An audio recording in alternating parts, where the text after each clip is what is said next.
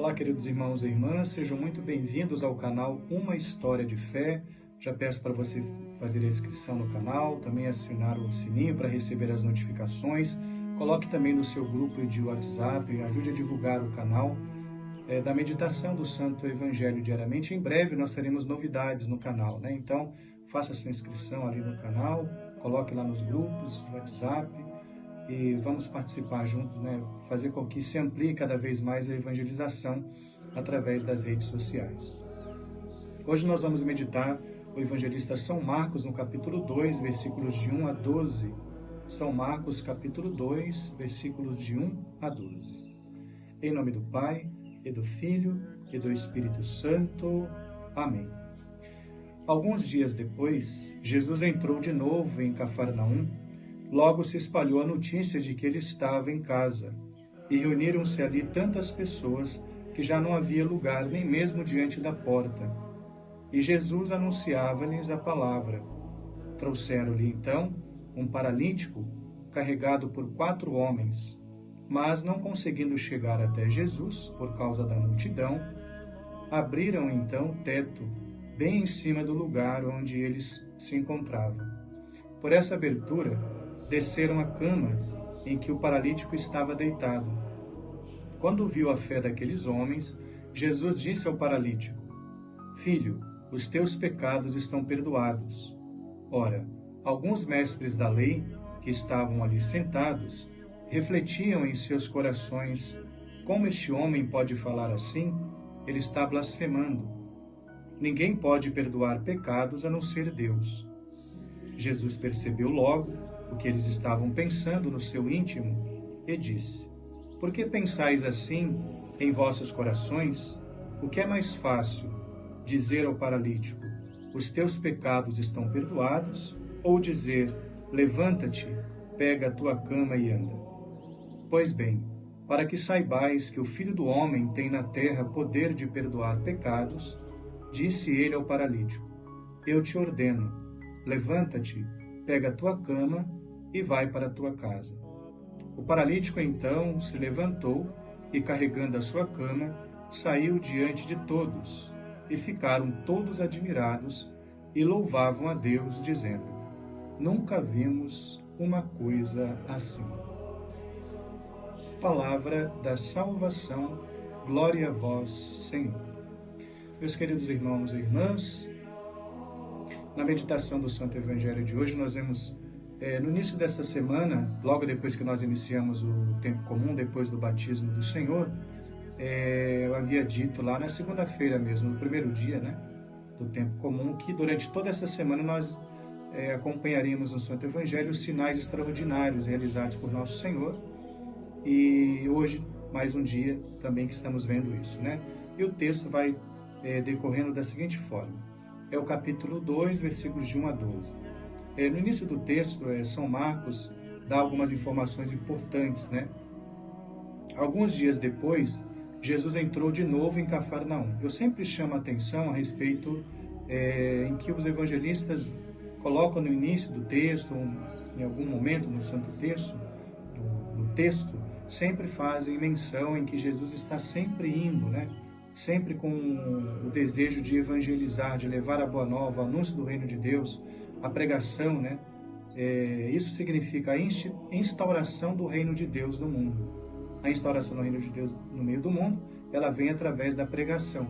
Como é que eu saberei como é a dinâmica do reino se ela não me for dita? Então, por isso que Nosso Senhor disse, nessa semana mesmo, um dos dias que nós meditávamos, ele disse que o essencial da sua missão era pregar. Então, por quê? Porque a descoberta do reino se dá através de ouvi-lo. Né? Qual é a proposta do reino? O reino de Deus tem uma dinâmica de vida, ele veio nos propor uma dinâmica de vida. Então, mais uma vez, ele entrou de novo em Cafarnaum, com esse objetivo de pregar, anunciar o reino de Deus. E logo se espalhou a notícia. Alguém, né, de onde ele estava, espalhou a notícia de que ele estava ali em casa. E então reuniu tantas pessoas em volta da casa que já não havia lugar nem mesmo diante da porta. Ou seja, lembremos-nos que a fama de Nosso Senhor, ela está se ampliando cada vez mais, né? depois do início da sua vida pública, ele está realizando sinais extraordinários. E esses sinais extraordinários é o que chama a atenção. A multidão está atrás dele por conta desses sinais, né? Ainda que ele pregue a palavra, mas a motivação dessa multidão atrás de Jesus é por conta dos sinais, as curas, as libertações que ele vem realizando. E ali estavam reunidas tantas pessoas que não havia lugar nem mesmo diante da porta, diz o texto. E Jesus anunciava-lhes a palavra. Aqui está no texto, versículo 2. E Jesus estava anunciando a palavra. Trouxeram-lhe então um paralítico carregado por 4 homens. Veja, veja o que motivou o que esses homens fizeram, né?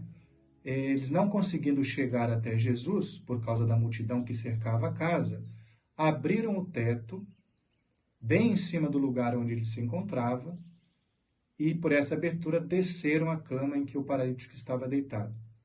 Aí veja aqui um aspecto interessante do texto. Depois dessa ação, dessa atitude desses homens, nosso Senhor diz assim, quando viu a fé, São Marcos está dizendo, né? Quando viu a fé daqueles homens, Jesus disse ao paralítico, filho, os teus pecados estão perdoados. Mas veja aqui um aspecto que eu gostaria de chamar a atenção. O texto diz que, vendo a fé daqueles homens, quando viu a fé daqueles homens, não só do paralítico, mas também daqueles que levaram o paralítico e fizeram com ele essa ação de abrir o teto e levar até onde Nosso Senhor estava. Então a fé não era só do paralítico, a fé destes homens, no plural diz o texto, né? Jesus disse então ao paralítico, filho, os teus pecados estão perdoados. Veja, aqui 2 pontos que eu gostaria de chamar a atenção. Quem tem fé tem que ter atitude de fé. A fé tira o homem de uma postura estática, passiva, né? A fé leva o homem a ter atitude de fé, a dar um passo na fé. Eu e você, nós somos chamados, movidos por esta fé em Nosso Senhor, a dar um passo sempre na fé. Nós não recebemos um espírito de timidez, mas a fé nos motiva, nos anima e nos faz ter atitudes de fé. Então, o homem e a mulher de fé, de fato, devem ter atitudes de fé, assim como a atitude desses homens que fizeram o que fizeram em vista de alcançar de Deus, né, os favores do alto. Então, o Nosso Senhor olhou para o paralítico e disse a ele, teus pecados estão perdoados. Ora, veja que São Marcos diz, o homem é paralítico. Então, talvez a nossa expectativa seria essa, quando eles descerem esse homem lá, Nosso Senhor vai curá-lo imediatamente. De fato, fez. Porém, antes de curá-lo da sua enfermidade física, ele curou da sua maior enfermidade, dos pecados. É isso que nos afasta de Deus, o pecado. Esta é a maior enfermidade de uma alma. Então, nós precisamos cuidar, né, da nossa alma, o cuidado com a vida interior. Então, Jesus disse ao paralítico, os teus pecados estão perdoados. Estavam no meio dessa multidão alguns mestres da lei, estavam sentados ali só observando tudo, né? E durante muitos momentos na Sagrada Escritura nós vamos ver isso, né? Os mestres da lei, doutores da lei, fariseus, eles ficam à espreita na tentativa de surpreender Nosso Senhor, né? Porque ele já começa a incomodar.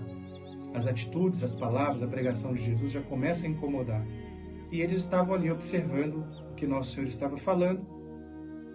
Disseram assim, como ele pode falar assim? Ele está blasfemando. Ninguém pode perdoar pecados a não ser Deus. Ok, veja que aqui eles não sabem ainda qual é a identidade essencial. Nosso Senhor assumiu a natureza humana sem abrir mão da natureza divina. Portanto, Ele é Deus. Isso nós aprendemos, né, na igreja, né? Então, Ele é Deus. De fato, Ele pode perdoar pecados porque Ele é Deus. E aí Nosso Senhor percebeu logo que eles estavam pensando no seu íntimo. Veja aqui um outro ponto também interessante. Nosso Senhor percebeu que eles estavam pensando em seu íntimo, ou seja, eles não falaram, eles não murmuraram o que estavam pensando. Isso daqui é um aspecto da divindade, né, de Deus, né, um aspecto de Deus, a onisciência de Deus. Por que pensais assim em vossos corações? Aí Nosso Senhor direciona o olhar para eles e pergunta, por que pensais assim em vossos corações? Penso que nesse momento eles devem ter ficado surpresos, né? Como ele sabe que nós estamos pensando? Aí ele vai dizer, o que é mais fácil dizer ao paralítico, os teus pecados estão perdoados? Ou dizer, levanta-te, pega a tua cama e anda? fez uma pergunta e com certeza absoluta eles não sabiam responder. Por vezes Nosso Senhor foi pressionado, nós vamos ver nos textos bíblicos, né? Todas as vezes que Nosso Senhor foi pressionado, ele sempre saiu de forma desconcertante com os seus oponentes, né? Desconcertando os seus oponentes. E aqui mais uma vez.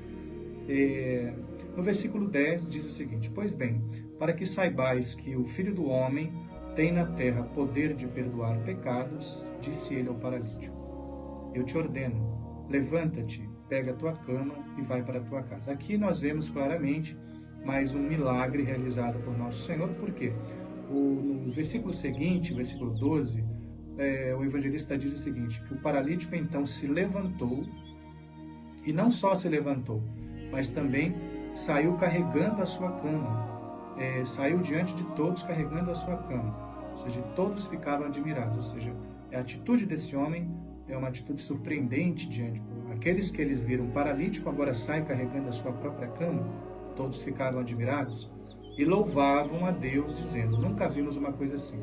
Veja aqui, o final do texto é o objetivo primeiro, né, o essencial. O objetivo essencial é que Nosso Senhor, realizando todas essas coisas aos olhos de todos, fazer com que esses corações despertem e se abram para Deus, né? Veja, o final do texto diz o seguinte: eles ficaram admirados e louvavam a Deus, dizendo: Nunca vimos uma coisa assim. Então, os sinais realizados por Nosso Senhor faz com que os corações se abrem para a crença em Deus, né? Porém, nós sabemos qual será o desdobramento disso mais adiante, né? Esses que estão atrás de Nosso Senhor em vista de alcançar os benefícios temporais, né? As curas, libertações, muitos deles, quando Nosso Senhor voltar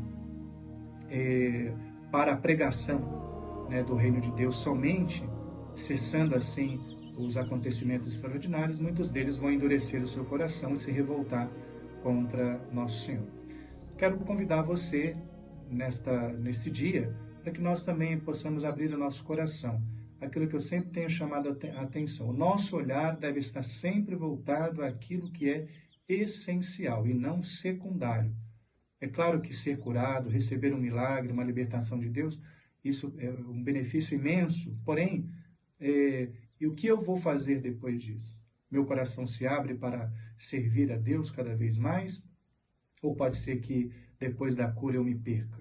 Então é importante que nós reflitamos a respeito disso e que o Senhor possa abrir os nossos corações para cada vez mais nos configurar a Ele.